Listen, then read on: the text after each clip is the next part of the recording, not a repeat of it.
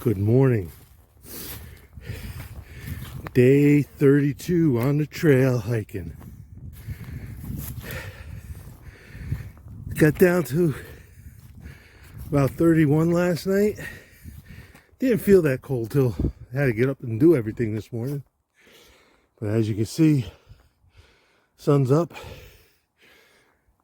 Looks like it's going to be a beautiful day of hiking today.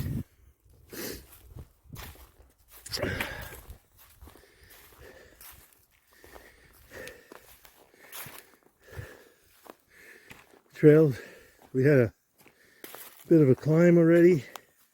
Got to this height of land. That's when I started filming.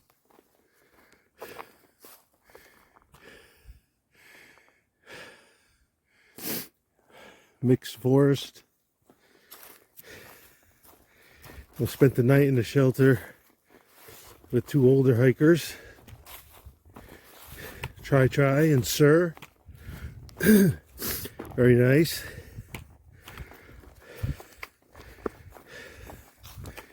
It's, I think it's, hang on a second, I'm just checking the time. Late start. Sorry, all my clothes on top of my watch. Yeah, we started just before 9 this morning. Oh, woodpecker. Hear him? I don't see him.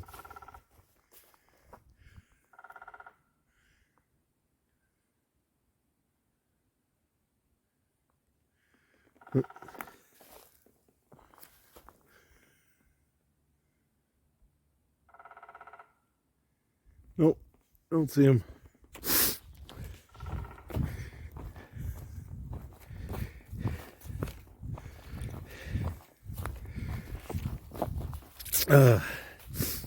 I forget how far we have planned today. We're kind of going shelter to shelter. So we'll have 2 more nights in the woods. And then we come out to Hot Springs. We made our reservations for Wednesday and Thursday night.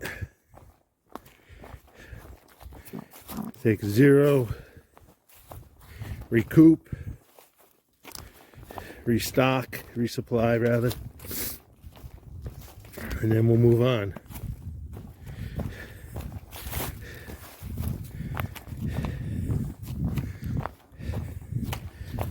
I don't have much else for this morning, so I'll leave you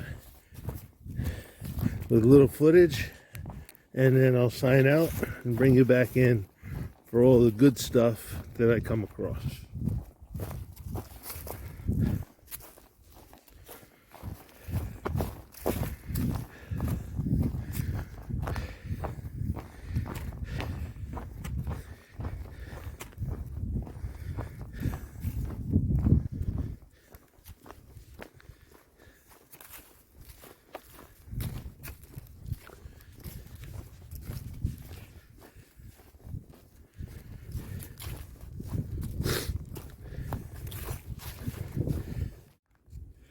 I found a good sample of a white oak leaf.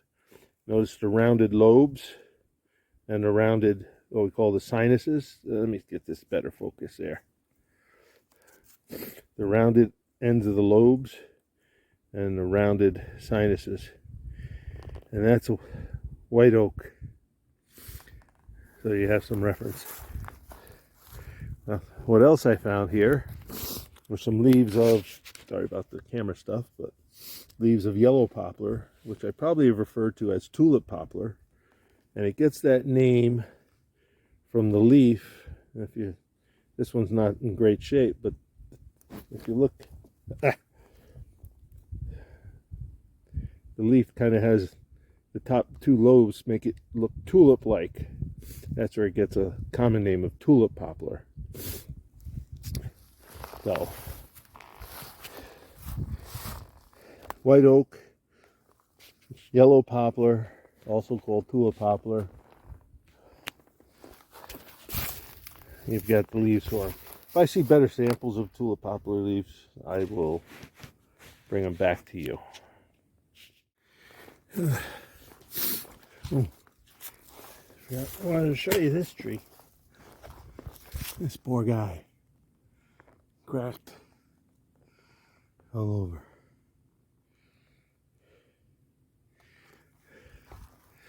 I've been hiking kind of slow lately. I lost my uphill mojo. So the uphills are really slowing me down. I don't know why. Some days I rock uphills. Other days I just can't seem to go more than 25 yards without taking a break. Today started out up the uphills today. I was moving along. Then we had a downhill. And after that, the next uphill tanked me. Oh, I don't know if I told you about this. We'll do it another time. I was going to talk to you about these stringy things. Those are Mycelium. Those are like the root systems for fungus.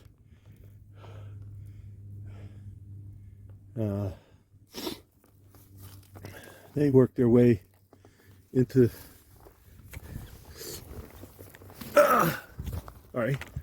into the trees, or dead organic matter I should say, excrete enzymes that help break down the cellulose in the plants and the trees and stuff. When you see a mushroom head or fungus like that one growing, what you're really seeing is the fruiting body, the part of the fungus that makes spores to be carried on the wind and start new funguses everywhere. But most of the fungus is hidden in the organic matter of the forest.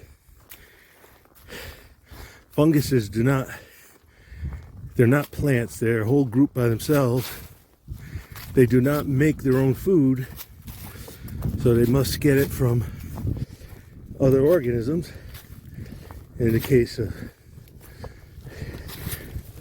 here, the mushrooms and the funguses that you see, it's living on organic matter. And as I said, the so-called roots, mycelium, excrete enzymes that break down the tissue of dead and sometimes living organisms and absorb the nutrients that get released. There's a lot of research going on about how forest trees and plants are very interconnected, and the funguses, their network of mycelium, which might be hundreds of feet from the plants that you see, kind of act as transmission routes and connectivity. And some very interesting stuff that may come out in the coming years about it. But I was reading something that a tree that's short a nutrient kind of can send out a signal, and the trees around it can help it. So we'll have to see how, how in depth that will prove to be with the research that's going on. Very interesting. So like I said, funguses, mushrooms that you see are just a small portion of the plant. They're the fruiting bodies, and what I mean by fruiting bodies is the part that produces seeds, spores, to grow other organisms, other fungi. But most of the fungus you don't see because it's throughout the soil, in the plants, or in the rotting trees that you see. So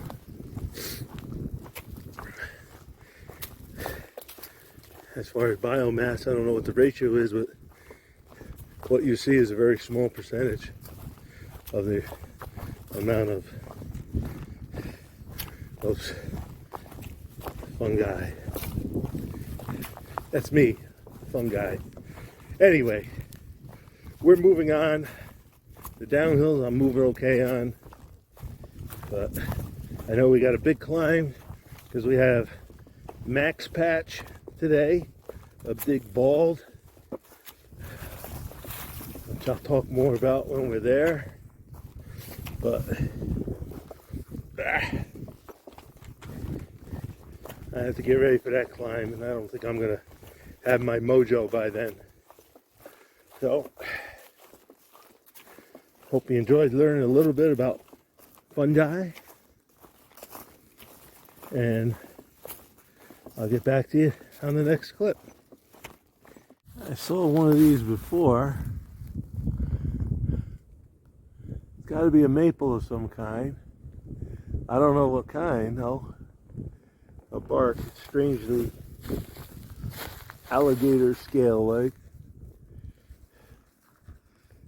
I'll have to look it up when I get home or get some internet service. That's pretty big tree, but it's definitely got opposite branching.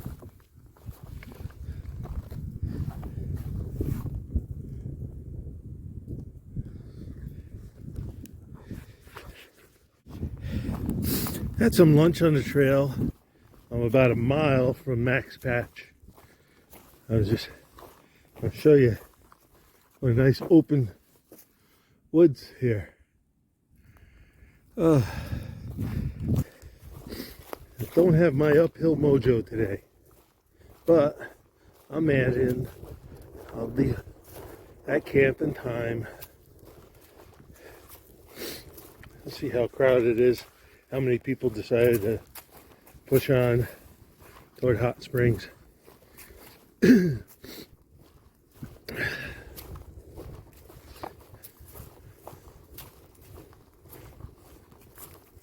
It's been cold all day, mid 40s, low 40s.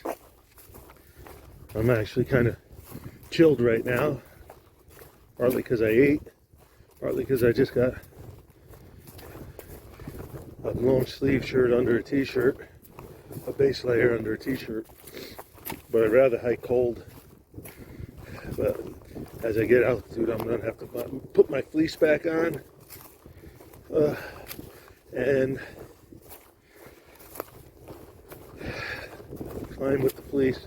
I imagine it's going to be pretty windy at Max Patch, which you could just make out. Sorry, up there.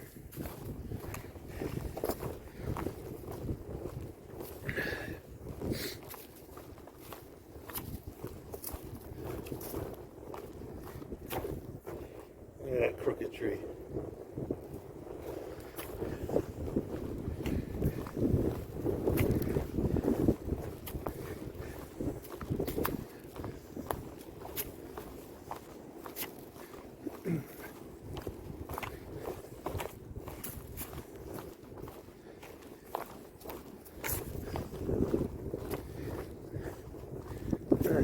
On that note, I'm going to close up and get the hike in. Enjoy the trail for a few more seconds.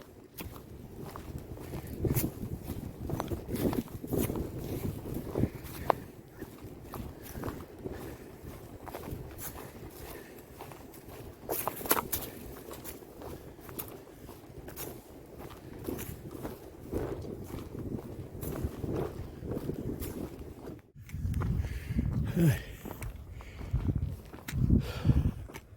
out. Next patch is up there. Oh, I gotta climb. You can see the white blaze up there.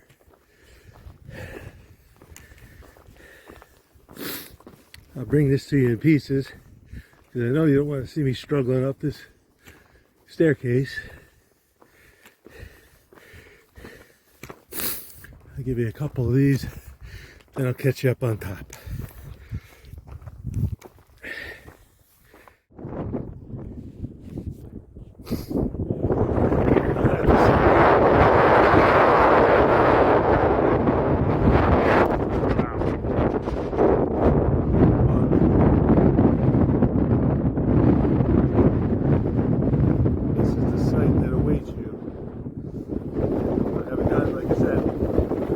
Gotten to the summit yet, but I wanted to bring you this. Sorry about the buffeting, but that's the wind.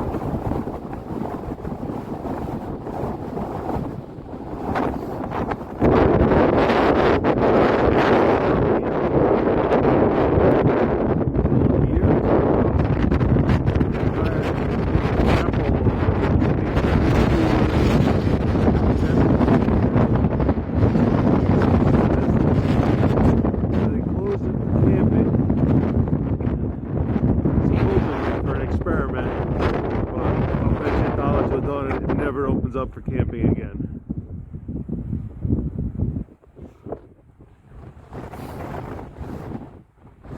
I think part of the problem was all the trails and people were leaving. I want to give everything a chance to regenerate. And I believe this bowl is maintained.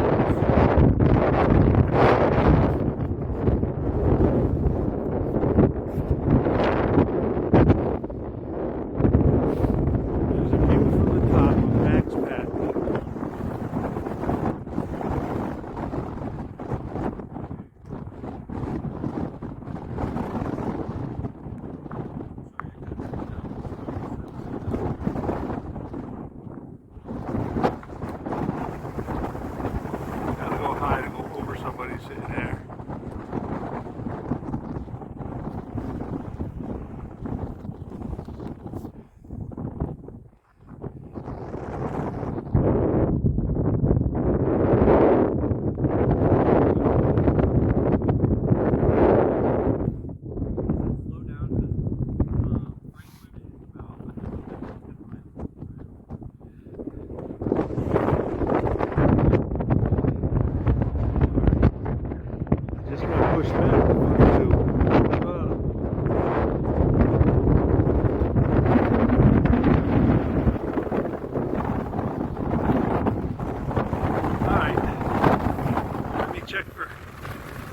Signal, so I call and make some calls, and then I'm on my way down to the next shelter. Here's a trail coming down off of Max Patch, but you can see there's other fields around here. I don't know if they're part of the bald or some farmers' hay fields. But nice comfortable walk down before we hit the woods. Thought you'd like to come along.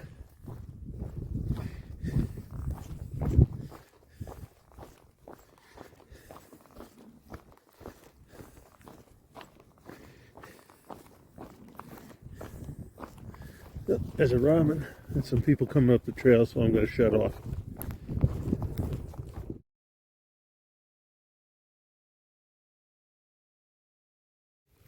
Here we go again. You know, one of my favorite things, needle ice. And it's in the afternoon, so I'll show you how cold it's been. Been walking along these fields that we saw from Max Patch. They're right to the right up here. Maybe you can see them up here. You'll be able to see through.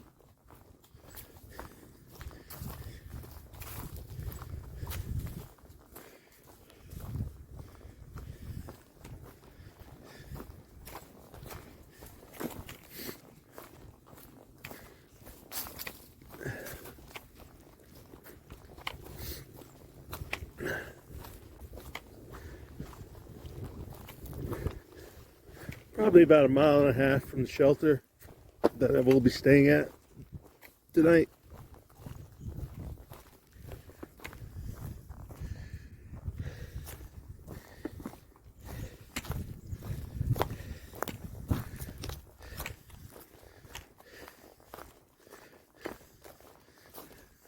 A well-marked section of trail anyway.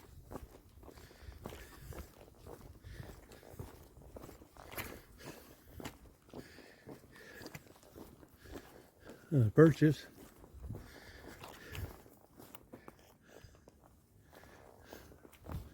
An oak. Uh-oh. That's it. Can't go anymore. No. Now there's a sugar maple right there.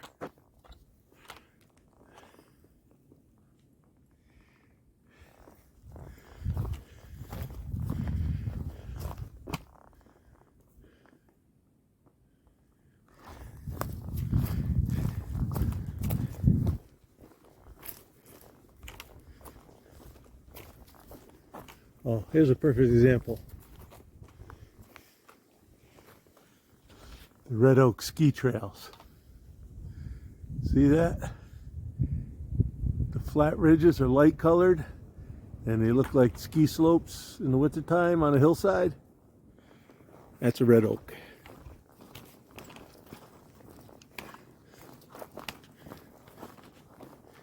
And on that note, I'm going to try to make some time. What's that in the road? I think that might be a containment zigzag fence.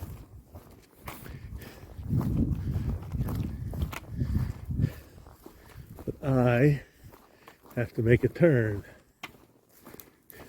which is what the double blaze means. I'm sure you all see this in all the vlogs. The upper blaze is shifted to the direction that the trail goes in.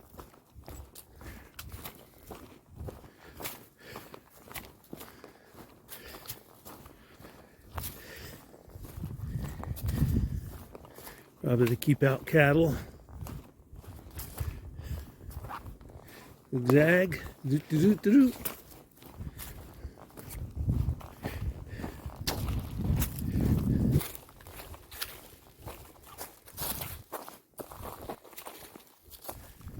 I'm going to guess it's this way. I'm going to turn off and see if I can find the next blaze. But since it showed a turn, I'm going to assume that this is the way. We're at Roaring Fork Shelter, but we're going to try to move on to Walnut Creek Shelter.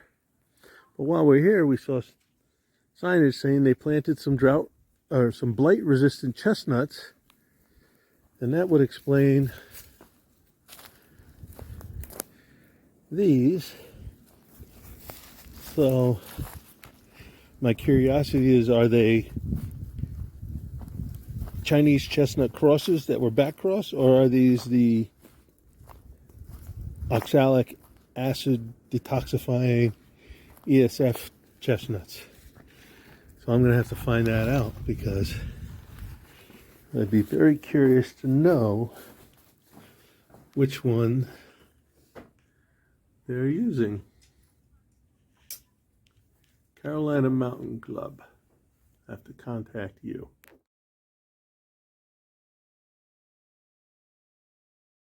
Running across these things in the last quarter mile. I have no idea what they are.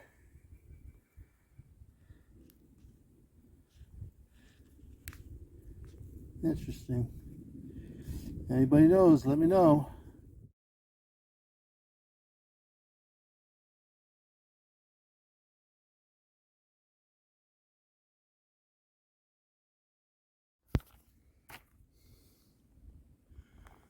I'd like to know what this is.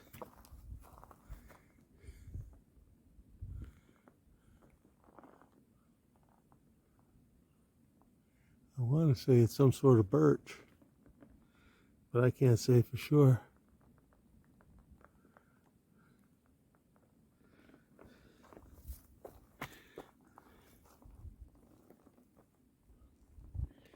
Interesting.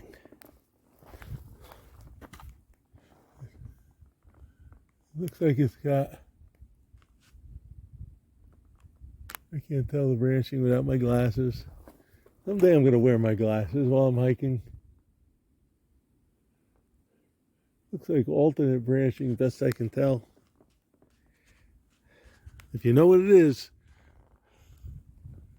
let me know. This one too. It's a deciduous tree. Alternate branching, but I don't know the bark. Anyway, we've been on a relatively slow decline since leaving that shelter. It's been a nice trail. Crossing a few streams, or springs, I should say. Moving through his open woodlands.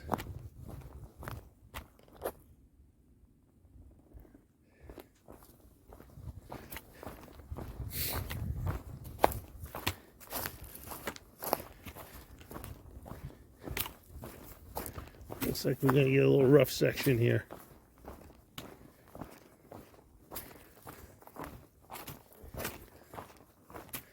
Maybe not. We gotta go down and then we'll have a climb just prior to getting to the next shelter, which is Walnut, and I'm gonna say Walnut Creek Shelter. That's where we're gonna spend the night. In all probability.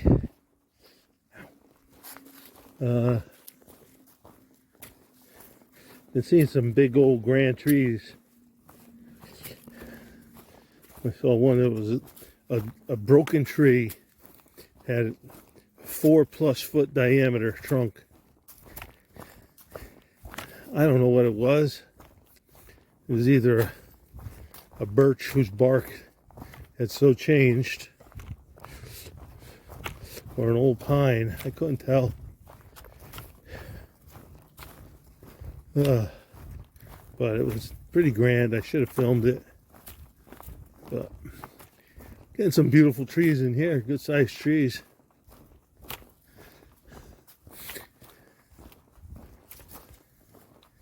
On that note, I'm going to close up here and get to hiking.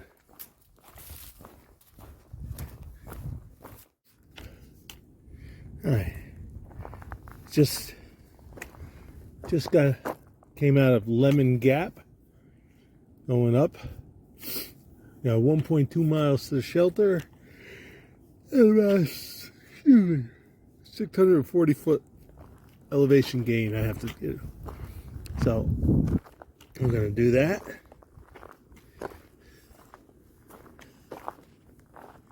Lemon Gap, elevation 3550. That's my destination right there. Walnut Mountain Shelter. Hot Springs is only 14 miles away. We're gonna go to a shelter that's a couple miles short of Hot Springs. That means we can go into Hot Springs Wednesday morning early, take care of chores, and then have a good restful day the next day. I'll take you with me for a little while, then I'm going to drop you in my pocket, and get to climbing 640 feet, over 1 2/10 on a day when my uphill mojo was a no-go.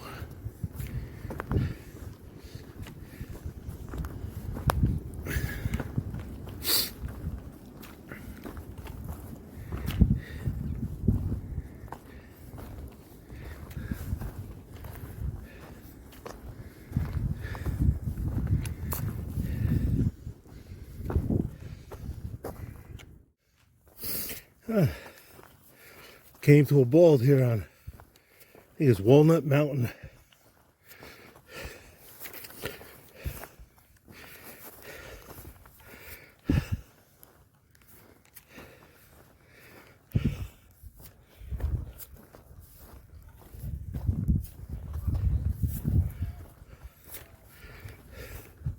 Shelter should be right up ahead. Only holds 4 people. Supposedly there's a tenting area just past it. So